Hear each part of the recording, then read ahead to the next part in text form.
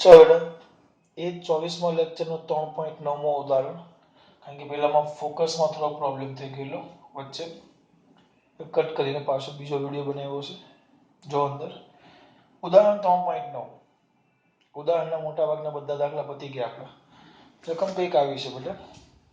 બે સમાંતર railway track ઉપર રેલવે ટ્રેક ઉત્તર દક્ષિણ દિશામાં છે. ઉત્તરથી દક્ષિણ દિશામાં, બરાબર. ટ્રેન એ ઉત્તર તરફ 54 કિમી પર કલાકની સ્પીડે જાય છે. ઉત્તર તરફ. હવે ધ્યાન આપો.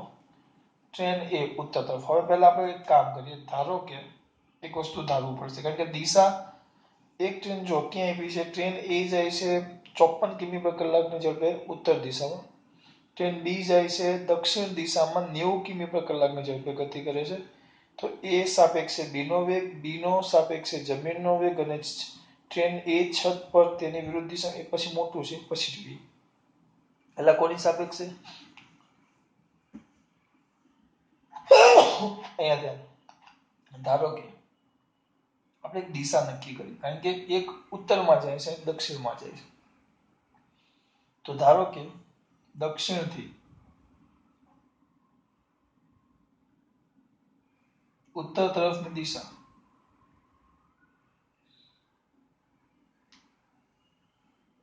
દિશા એ ધન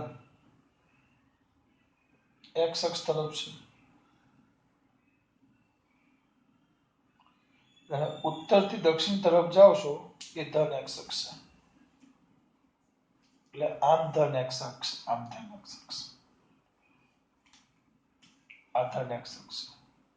એ આપણને ખબર છે, આમ જ ધન એક્સ અક્ષ.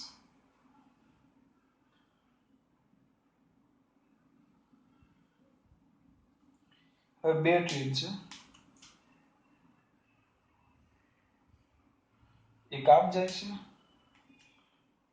અને કામ જાય છે. ટ્રેનને આપણે લાંબુ નથી દોરવું, બે ટ્રેન આમ છે. આકૃતિ ચોપડીમાં આપી જ નથી, મારા સમજૂતી માટે. કઈ કઈ ત્યાં જતી હતી? ટ્રેન એ ઉત્તર તરફ 54 કિમી પર સ્પીડમાં. એટલે આ ટ્રેન એ છે, અને આ ટ્રેન બી છે. તો ટ્રેન એનો વેગ વી એ બરાબર ઉત્તર તરફ દિશામાં, ઉત્તર તરફની દિશામાં 54. પણ આ તો ધન બાજુ છે, એટલે આપણે આને કહેશું 54 કિમી પર કલાક. સાપેક્ષમાં ધ્યાન રાખો ને, ટ્રેન બી નો વેગ એ દક્ષિણ તરફ, બી દક્ષિણ દિશામાં 90 કિમી પર કલાકની સ્પીડે જાય છે. 90 કિમી પર કલાકની સ્પીડે જાય છે. પણ હા, બધા જવાબો મીટર પર સેકન્ડમાં આપેલા છે. તો આપણે એક કામ કરવું પડશે. ટ્રેન બી નો વેગ, તેને વીબી કહેવાય, એ કંઈક 90 કિમી પર કલાક છે. આ 54 છે ને આ 90 છે. તમારા દીકરાને ખબર પડી જોઈએ 54. તો 54 કે મીટરમાં ફેરવું ને, ગુણ્યા 1000 ભાગ્યા 3600. જવાબ આવી જાય મીટર પર સેકન્ડ. કેટલો આવે? ચલો કરો. કેલ્સી જોશે પાછો. 54 આમ તો આવી જવું જોઈએ ડાયરેક્ટ.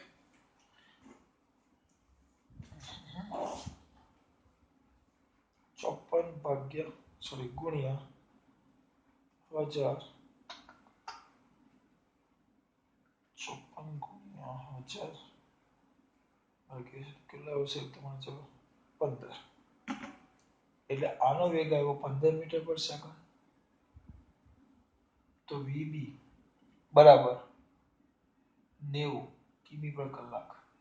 મીટર પર સેકન્ડમાં ફેરવો. 90 ગુણ્યા 1000 છેદમાં 3600 મીટર પર સેકન્ડ. કેટલા? 90. 90 ગુણ્યા 1000 ભાગ્યા 3600, 25. આનો જવાબ આવ્યો 25. પણ સર એક વસ્તુ ધ્યાન રાખો, આ જાય છે ટ્રેન એ ઉત્તર તરફ અને ટ્રેન બી દક્ષિણ તરફ, બરાબર. જે ટ્રેન એ છે એ ઉત્તર તરફ જાય છે, ટ્રેન બી દક્ષિણ તરફ જાય છે. તો આપણે બે ટ્રેન અલગ અલગ દિશામાં જાય, તો અલગ અલગ દિશામાં જાય તો એ અલગ દિશામાં જાય એ દર્શાવવા કંઈક તો આપણે કરવું જ પડે. એ બે કઈ દિશામાં જાય છે? અલગ અલગ દિશામાં. તો એ દર્શાવવા માટે ઉત્તર દિશાને આપણે ધન લેશું તો દક્ષિણ દિશાને ઋણ. એટલે કે આ માઇનસ શું આગળ કરે છે? માઇનસ બીજું કઈ જ ઇન્ડિકેટ ન કરે, પણ એ ટ્રેન એ જાય એના કરતા વિરુદ્ધ દિશામાં જાય. આ ઋણ નિશાની એમ દર્શાવે. આપણા માટે માઇનસ, ફિઝિક્સમાં માઇનસ એ ઋણ મૂલ્ય નથી, મેથ્સમાં ઋણ મૂલ્ય કહેવાય. આપણે ઋણ મૂલ્ય નથી, આપણા માટે વિરુદ્ધ દિશા દર્શાવે. હવે તમને બધું શોધવાનું કીધું છે પહેલું. હા, અને જમીન, જમીનનો વેગ કેટલો હોય? નાના છોકરાને આવડે જમીનનો વેગ અને વીજી કહે તો વીજી, જમીન તો સ્થિર જ હોય તો 0 મીટર પર સેકન્ડ. બરાબર, પહેલું કીધું છે. પહેલું કોની સાપેક્ષે કીધું છે? એ સાપેક્ષે બી નો વેગ. ચલો પહેલું આટલામાં ખબર પડી. આ કમ્પલસરી તમને સમજૂતી માટે કે બે પરસ્પર વિરુદ્ધ દિશામાં છે. તો ઉત્તરને ધન લીધું તો દક્ષિણ ઋણ, તો આ ધન એટલે આ ધન છે ઉત્તર તરફ છે એટલે, અને આ વિરુદ્ધ દિશામાં છે એટલે આ ઋણ છે. બરાબર. હવે તો કોની સાપેક્ષે? પહેલા એ. તો કોની સાપેક્ષે? એ ની સાપેક્ષે. ટ્રેન એ ની સાપેક્ષે ટ્રેન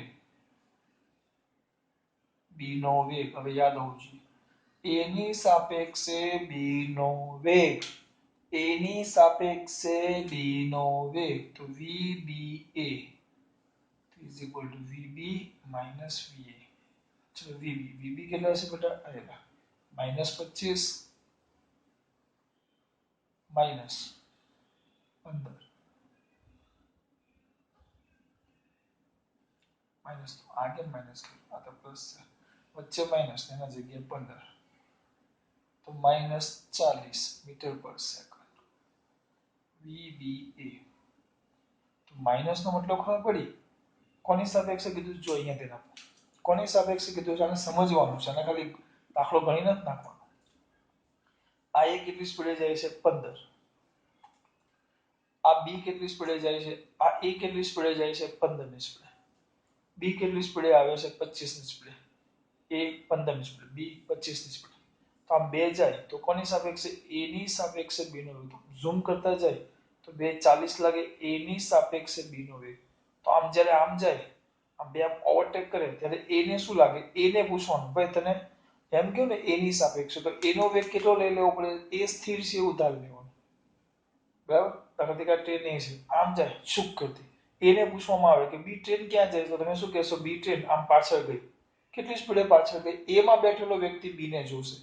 એની સાપેક્ષે બી નો વેગ એટલે કયો મુસાફરી અવલોકન કરશે? એ નો વ્યક્તિ. આ એ છે, એ આ બી વાળાને જોશે કેસ કેટલી સ્પીડે જાય.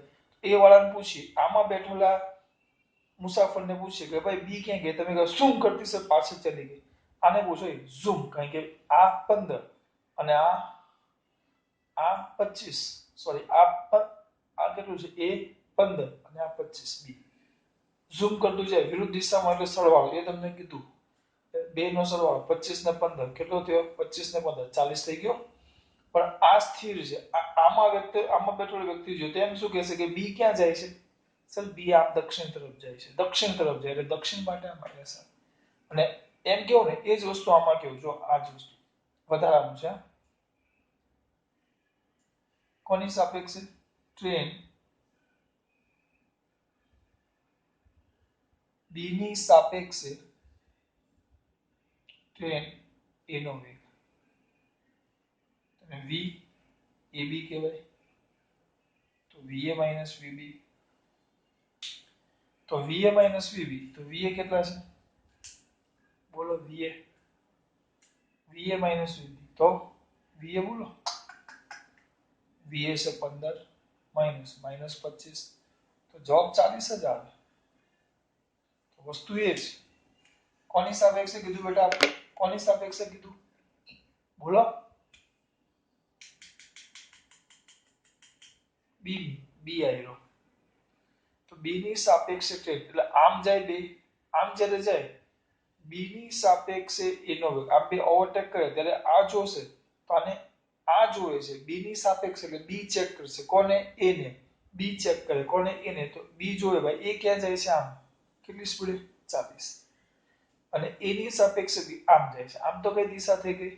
ઉત્તર. ઉત્તર દિશા ધન કહેવાય એટલે 40 એટલે આ ધન એટલે 40 ઉત્તર દિશામાં લાગે એમ.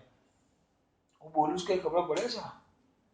આ બે હતા આમ જુઓ આમ દેખાવું જોઈએ. હવે આમ આવે આમ છુક છુક કરતા બે આવે એટલે અહીંયા બે આવ્યા. હું એમ કેવું બ્લેક નું કીધું છે બી. બી ની સાપેક્ષે એ નો વેગ. બી ની સાપેક્ષે એ નો વેગ. તો બી નો વ્યક્તિ એટલો બે માં બેઠેલો મુસાફર એને ચેક કર્યો એટલે આ બાજુ જતો લાગે. એ ની સાપેક્ષે બી નો વેગ. તો એ નો વ્યક્તિ ચેક કર્યો તો એને આ બાજુ એટલે આને સ્થિર કરી લેવાનું ત્યારે એને આ બાજુ જતું લાગે એટલે બંને સ્પીડ 40 જ આવે. પરસ્પર વિરુદ્ધ દિશામાં આવે એટલે 1 પ્લસ તો બીજું કેવું આવે બેટા માઇનસ. આ એ દર્શાવે. પછી આમાં બી ભાગ છે. બી સાપેક્ષે જમીનનો વેગ. ટ્રેન બી ની સાપેક્ષે જમીનનો વેગ. ટ્રેન બી ની સાપેક્ષે જમીનનો વેગ. તો જમીનનો વેગ તો VGB. બી ની સાપેક્ષે જી એટલે ગ્રાઉન્ડ જમીનનો વેગ. તો is equal to VG minus VB. જમીન તો કેવી સ્થિર એટલે 0 માઇનસ બી. બી બી બી કેટલા છે? બી બી નો વેગ કેટલો છે? -25. કઈ -25 પાછો -25 કેટલો આવ્યો? +25 ઓછા ઓછા વત્તા 25 મીટર પર સેકન્ડ. ચલો ટ્રેન બી ક્યાં જાય છે? સર દક્ષિણ તરફ. બી ની સાપેક્ષે જમીનનો વેગ એટલે ટ્રેન આમ જતો હોય ને અહીંયા જમીન ચેક કરો આ જમીન છે. ટ્રેન આમ જાય પણ ચેક કોણ કરે છે? બી ની સાપેક્ષ. તો બી ટ્રેનનો મુસાફર બેઠો હોય અહીંયા મુસાફર બેઠેલો વ્યક્તિ મુસાફર આ જમીનને જોઈ તો એને એટલે એ પોતે સ્થિર છે એવું માની લે છે. તમે બસમાં બેઠા હોય તમે સ્થિર હોય તમે આગળ જાઓ તમને એમ થાય કે જમીન પાછળ જાય છે. એટલે આ ટ્રેનની સાપેક્ષે વાત કરું છું. આ ટ્રેનની સાપેક્ષે મારી સાપેક્ષે પૂછવામાં આવે દાખલા તરીકે હું બસમાં બેઠો હોય હું આગળ જાઉં છું બસમાં તો હું એમ જોઉં કે મારી સાપેક્ષે ઝાડની ગતિ તો ઝાડ સ્થિર નથી ઝાડ મને પાછળ જતું લાગે એમ. આ ટ્રેન આગળ ગતિ કરે છે આ બાજુ. આ ટ્રેન આ બાજુ આગળ ગતિ કરે છે આ બાજુ. ટ્રેન આ બાજુ ગતિ કરે જોજો કઈ દિશામાં છે? દક્ષિણ દિશામાં. તો બી ની સાપેક્ષે જમીન તો જમીન તમને ઉત્તર દિશામાં જતી દેખાય. જાય છે ટ્રેન પણ એને સ્થિરતા લેવાની. તો આપણે તમે બસમાં બેઠા હોય બસ આગળ જતી હોય પણ તમે એમ માનો કે હું સ્થિર છું તમે શું કહેશો કે ભાઈ હું કઈ ગતિ નથી કરતો. ગતિ કોણ કરે છે? રસ્તો અથવા તો ઝાડ પાછળ જાય છે એમ. આની સાપેક્ષે તમને એવું લાગે આની સાપેક્ષે તો આને સ્થિરતા લેવાનું તો તમે ગતિમાં હું વિચારશો ભલે આગળ જતો હોય પણ તમને એમ લાગે કે જમીન પાછળ જાય છે એટલે ઉત્તર દિશામાં જતી દેખાય એટલે પ્લસ. તાકે ખબર પડે છે નકર ડાયરેક્ટ બહુ વધારે ખબર ન પડે તો સાપેક્ષના સૂત્ર મૂકીને તો મળી જ જશે. જેની સાપેક્ષે જે વિરુદ્ધ દિશા હોય તો એકને પ્લસ તો એકને માઇનસ કહી દેવાનું. અને પછી આ સાપેક્ષનું આ લખાણમાં આપણી આ પદ્ધતિમાં કોઈ ફરક રહેવો જોઈએ નહીં. આ પદ્ધતિ આમના આમ જ હોવી જોઈએ. એ ની સાપેક્ષે બી નો વેગ તો a માઇનસ બી. બી ની સાપેક્ષે એ નો વેગ તો a માઇનસ બી. એ ની સાપેક્ષે બી નો વેગ તો b માઇનસ a. પેલામાં ભૂલ કરી તો બોલવામાં સોરી. એ ની સાપેક્ષે બી નો વેગ તો b માઇનસ a. બી ની સાપેક્ષે એ નો વેગ બી ની સાપેક્ષે એ નો વેગ a માઇનસ બી. ટ્રેનની સાપેક્ષે જમીનનો વેગ તો જમીન માઇનસ ટ્રેન બી. એ રીતે હજી વાંદરા વાળા ગયા છે.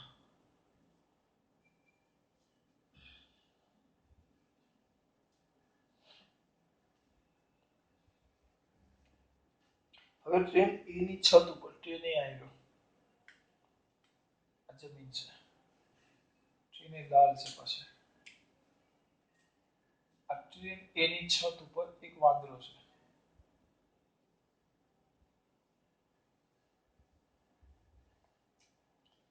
છત ઉપર તેની ગતિની વિરુદ્ધ દિશામાં ટ્રેન એ આમ જાય છે બરાબર છત ઉપર તેની ગતિની વિરુદ્ધ દિશામાં ટ્રેન એ ની સાપેક્ષે 18 કિમી ઝડપથી દોડતા વાંદરાનો વેગ જમીન પર ઉભેલી રહેલી વ્યક્તિની સાપેક્ષે શોધો. એ ની સાપેક્ષે વાંદરો આમ જાય છે એ ની સાપેક્ષે ટ્રેન એ ની સાપેક્ષે વાંદરાનો વેગ આપેલો છે તો એ નો તો વેગ તમને ખબર છે, અહીંયા લખેલું છે જો ટ્રેન એ નો વેગ. હવે બીજું આપ્યું છે ટ્રેન ટ્રેન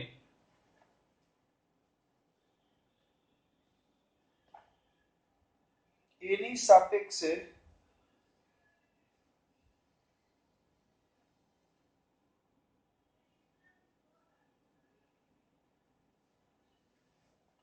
ટ્રેન એની સાપેક્ષે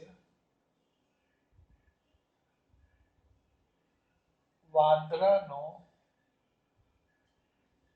વેગ 18 કિમી પર કલાક.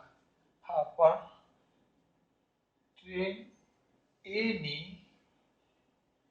ગતિની વિરુદ્ધ દિશામાં એવું લખેલું છે. હું ક્યારનો એ જ વાંચતો હતો. એક તો ટ્રેન એની ગતિની વિરુદ્ધ દિશામાં અને ટ્રેન એની સાપેક્ષે વાંદરાનો વેગ. ચલો, એની ટ્રેન એની સાપેક્ષે વાંદરાનો વેગ એની સાપેક્ષે વાંદરાનો વેગ. તો અહીંયાથી આપણે એની સાપેક્ષ આપણે લખતા એની સાપેક્ષે બી નો વેગ. એની સાપેક્ષે બી નો વેગ તો બી માઇનસ એ. તો આને કહેવાશે એની સાપેક્ષે વાંદરાનો વેગ. તો વાંદરો પાછળ તો પહેલા vmg કેટલો 18 કિમી પર કલાક.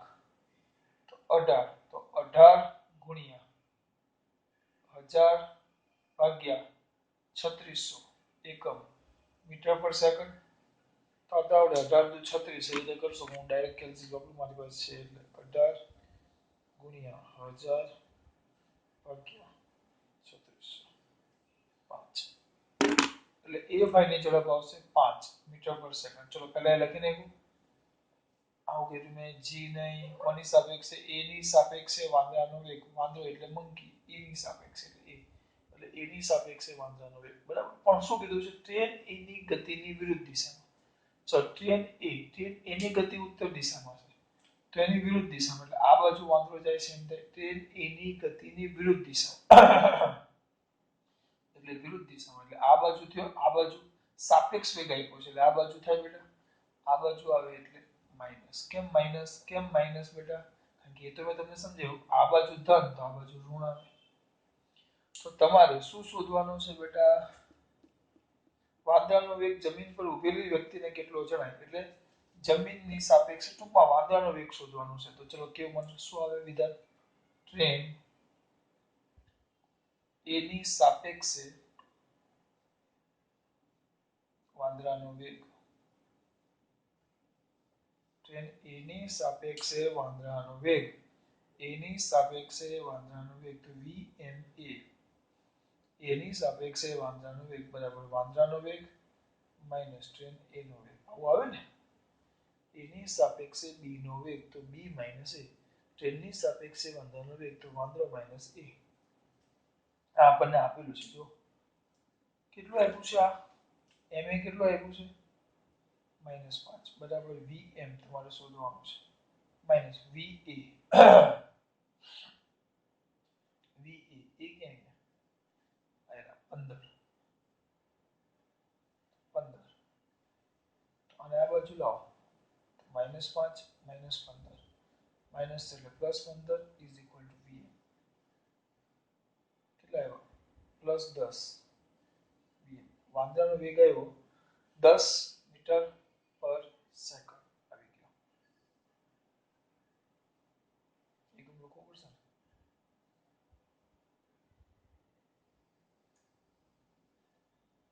આ બરાબર. આ શું કીધું છે? ટ્રેન એની ગતિની વિરુદ્ધ દિશા. તમને સાદા વેગ નથી આપ્યો, તમને કીધું ટ્રેન એની સાપેક્ષે વાંદરાનો વેગ.